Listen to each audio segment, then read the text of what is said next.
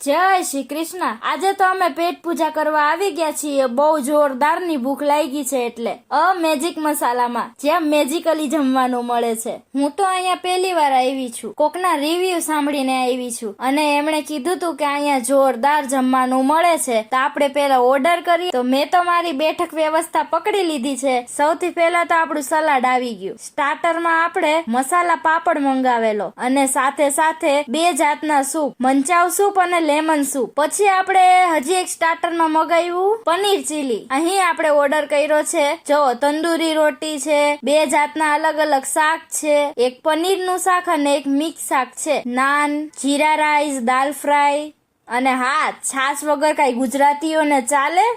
ખરેખર અહીંયાનો ટેસ્ટ એટલે જોરદાર છે। જેવા રિવ્યુ સાંભળીને આવી હતી ને, જેવું વિચાર્યું હતું એનાથી પણ જબરદસ્ત હો। તમારે તો અહીંયા પાકું આવવું જ જોઈએ। આહા, ટેસ્ટ તો બહુ જોરદાર હતો।